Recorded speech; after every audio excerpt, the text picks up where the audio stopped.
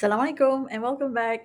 So let's continue with module number two, that is short run production. So in this module, first, we need to understand the law of diminishing returns.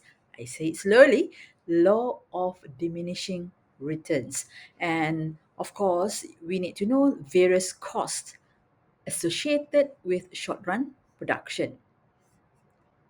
Now, so what is law of diminishing return? Imagine you've got a little home garden where you are growing your tomatoes.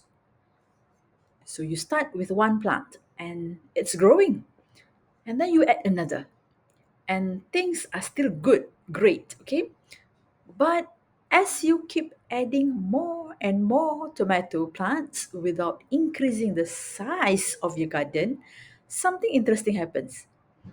Each new plant starts to produce less and less. So, my friend, that's the law of diminishing returns in action. It is the idea that as you keep adding more of one factor of production, like our tomato plants is now, while keeping all other factors constantly, eventually each additional unit will contribute less to the overall output. So, why does law of diminishing returns matter? Well, it is a fundamental concept in economics and business. It helps us to understand why simply throwing more resources at a problem does not always lead to proportionally better results. Whether you are running a business, managing a project, or even working on your personal productivity, when you know about law of diminishing returns, you can help yourself make smarter decision. So next time tempted when you are tempted to just add one more to get more, remember the law of diminishing returns and think strategically.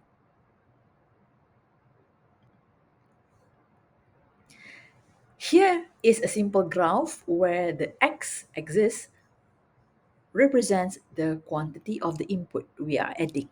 Say, let's say, number of workers.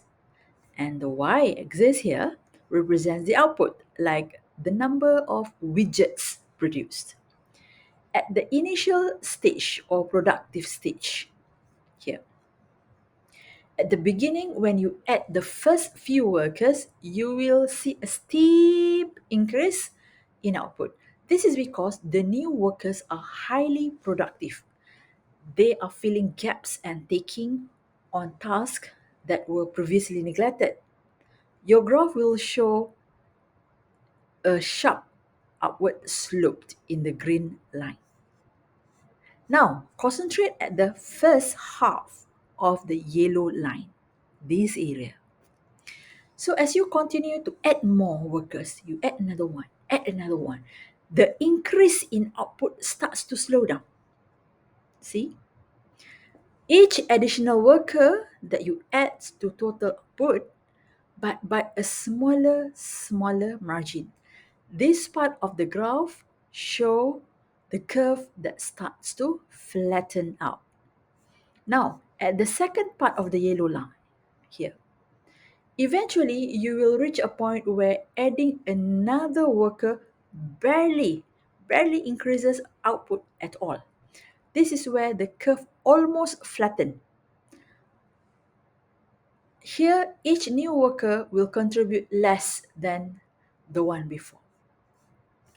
Negative return, here, the red line, in some cases, when you add too many workers, can actually decrease the total output because they get in each other's way. If this happens, the graph would start to dip downward.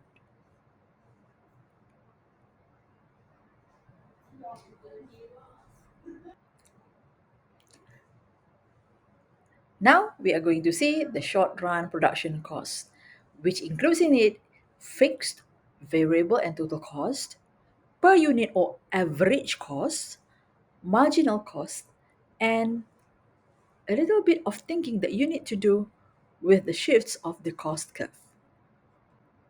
Okay, so this is fixed cost. Let's read it together.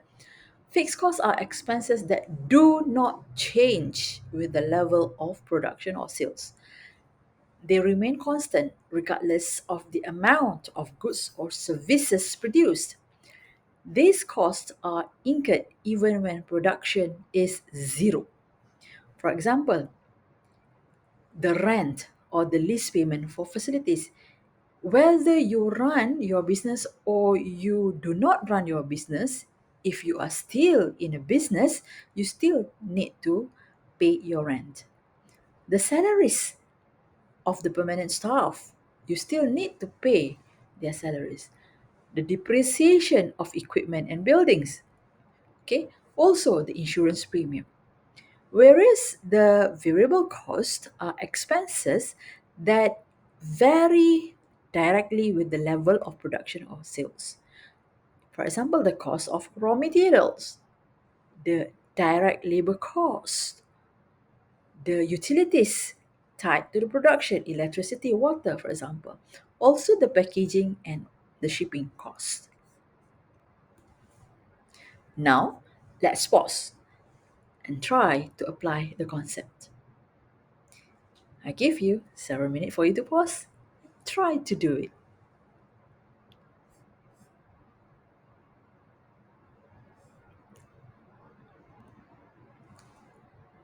Now let's move to average cost.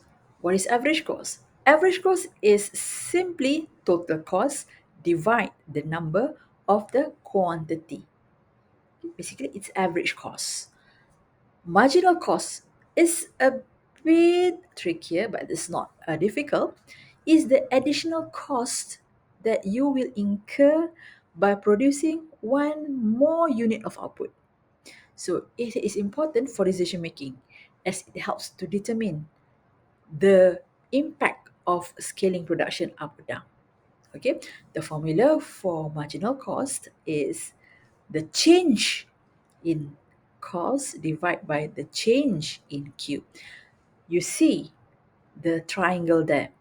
It is called delta and it represents the change in C.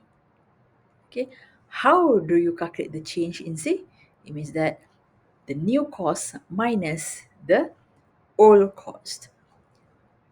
Also with Q, the change in Q means the new Q minus the old Q. Do you understand the concept now? Pause and try. I hope you can answer these questions. In the next video, we will see long run production costs. Until then, bye bye. Don't forget to do